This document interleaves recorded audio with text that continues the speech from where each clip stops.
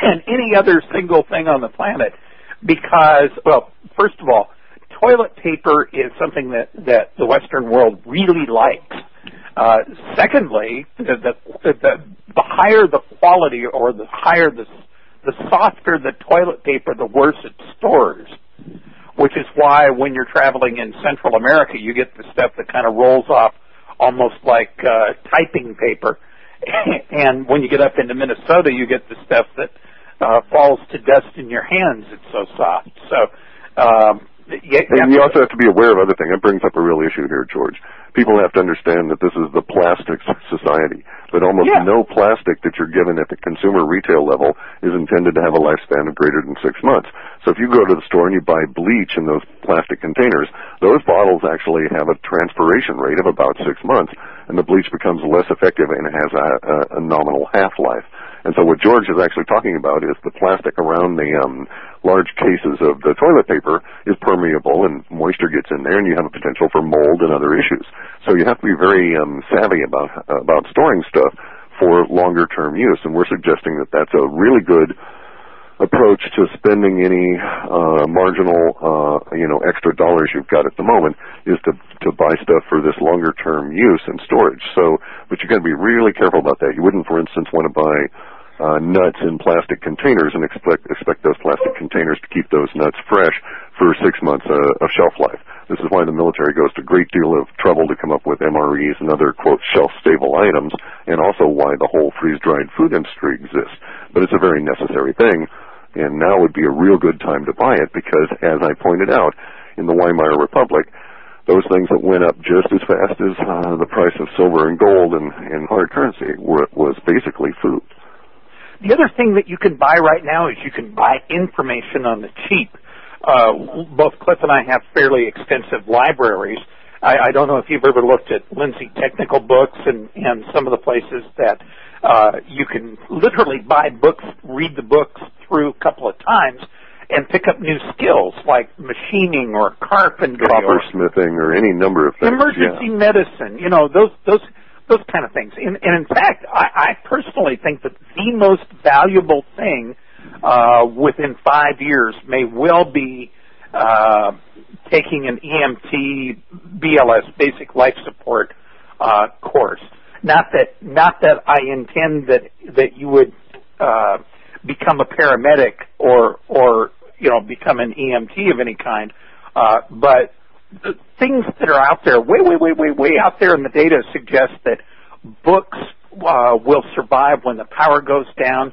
The internet may not. And bear in mind that what George is saying here too is there's a necessary corollary to the destruction of your currency.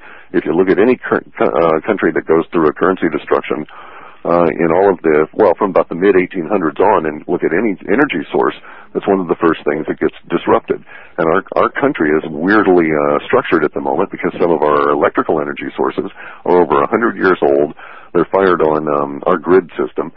They're fired on a disparate level of fuel sources, and that will be hit by hyperinflation, will cause probably, as far as we're concerned, third world kind of conditions relative to energy, where we might end up having areas of the United States that have Iraq-style juice where, it's on today, quick, let's plug stuff in and use it for as long as it lasts because it might be here only 3 hours this day.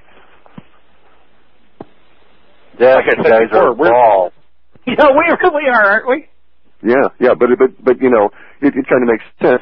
It leads you to the thought, okay, I've got a freezer full of food out there that, I don't want to lose. It's all my berries and all the stuff I've frozen, and I want to make pies with it. So now I'm going to lose electricity. And we actually lose electricity up here all the time, and they're even threatening us with another windstorms tomorrow that'll take power out. When it goes here, it typically goes for about 11 or 12 days because we're so far out that it takes a while for the crews to come around. And we've actually had a couple of years back, most people don't recall them, but we had, a flurry of monoxide poisonings up here because people didn't know how to use generators. If you're going to get a generator and you're going to try to supply your own power, it makes sense to do it in tests to figure out the lifespan of the generators. For instance, a lot of these people rush out in the power outages and they buy these little 5,000 watt or 5 kilowatt gas powered generators, and they think, aha, I'm good to go. Well, if you start looking at them, you find out that those things have a typical lifespan of 400 operating hours if you change the oil every 5 operating hours, and if the magneto doesn't go out on you, and the magneto has an operating lifespan of 200 hours. So you're not buying much in the way of actual use. Plus, many people fail to understand that you need to have a gas-powered generator at least 80 feet away from any air intake, otherwise you're at risk of monoxide poisoning, and it just goes on and on and on. So there's a whole layer of preparation that a lot of people just don't understand. You need to test this stuff beforehand, and it leads you to certain levels of thoughts and storage and so on. In terms of if you're going to store gasoline, this is illegal in many boroughs and states and cities to store it unless you've got a special level of fire cabinet. You need to let your local fire department know, and the ramifications just start spreading from there. Self-sufficiency is not easy. Now, have you ever played... Bruce, have you ever done much paintball? Paintball? No. Yeah. Well, paintball's really an interesting sport because whenever I've played paintball, my favorite strategy is to get in on the field, get as invisible as I can, and if you've ever played in the woods and so forth, you can do that. And basically my strategy has always been set up a strong defense, let everybody else struggle and take each other out, and then I'll go around at the end and pick off one by one as I kind of take my time about it. And so that's kind of the metaphor for personal planning. I mean, it starts really with a sense of detachment. If you're buying into left-right politics, Obama is a terrible president, well, that controls you. The minute you start thinking Obama's a bad president, someone controls your head. The minute you think somebody, the right wing is terrible and they need to go, somebody controls your head. This is a thems that have versus thems that doesn't deal, and it'll play out over the next 3 to 5 as it's going to play out. But the best way to play, at least to my way of thinking, is not to get involved in the early stages of conflict here. Realize that there's a much longer, bigger, broader game that the powers that be are not laying on the table for everybody to think through. And so the most subversive thing you can be is a non-optioned player. In other words, you can get free agency status to a certain degree, and you can acquire a mental attitude as well as supplies that will make you or ensure that you may remain a free agent much longer than almost anybody else on your block. And yeah, you have to look at it. I'm sorry, George, let me interrupt. And what George is pointing out is quite true, that the million people that marched on Washington that didn't occur this summer because the media didn't report it, they did an incredible thing. That was a huge amount of energy put towards a worthwhile goal in their opinion, and basically had no net effect on the operation of the country. The goal was not achieved, and that level of energy was taken away from them by the process of controlling that. The idea of any more, my approach is that both parties are evil, that the system itself is corrupt, it cannot yield the results that we want, and participation in the system actually ends up giving them power. So who knows who actually really organizes and their goal towards directing these protest parties.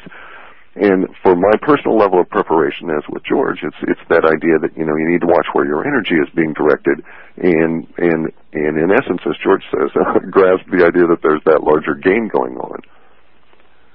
And the cool thing about it, let me jump in just for a second because I don't want to lose this. I've studied enough alternate energies, and the most reliable is solar. So, do you both have solar power? Yeah. I have a generator backup, of course, but solar power not feeding into the grid. I go directly into batteries, and I'm 100% isolated that way. Mine is about 2 kilowatts worth of panels, sine wave inverter, auto transferring to support my office and fallback, and enough batteries that I'll get through at least the first week of nuclear winter. and I've got batteries that I use to power my boat building operation and that kind of stuff. So, yeah, and around here, when we lose power, it might go for 11 days or more. So, we just switch over, and I don't do any heavy duty drain, but the whole house can be run on the inverters I've got. So, which solar panels and batteries do you guys like? I've got Siemens solar panels because they were available to purchase at a decent price. A lot of people are probably not aware of this, but there's been a huge move in the acquisition of land, and still ongoing, to set up a point of entry into the U.S. from, I think, about 30 different Chinese companies that are manufacturing solar panels, and they're going to set up this 300-acre park in, not a manufacturing park, but an importation park in Oregon.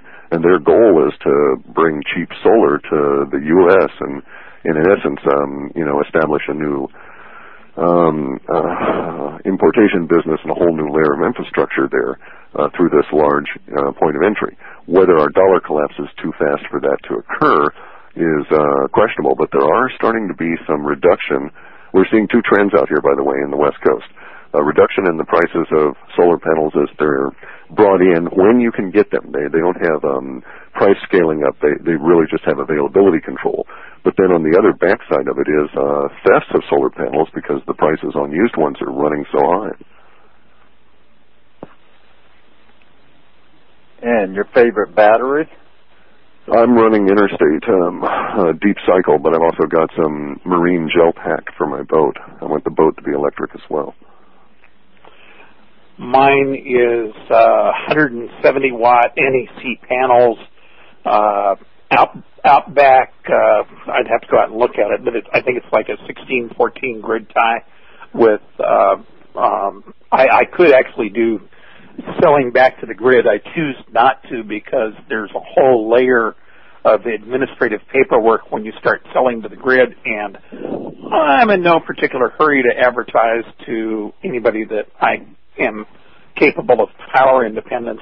I've got a tractor, and I've got a PTO generator on order, and I also have a backup diesel generator, and we measure our diesel that is in steel cans, 55-gallon drums, in enough quantity that I'm not too worried about the outlook. Yeah, and there's other strategies involved in all of this. Yeah. A couple of things. For instance, I've got an Isuzu Trooper vehicle that takes a certain size gas engine, but it just so happens that my backup generator is an Isuzu diesel that is that same size. So if I ever had to, I could swap either out. I could take the gas engine out of the car if I needed to replace the diesel engine.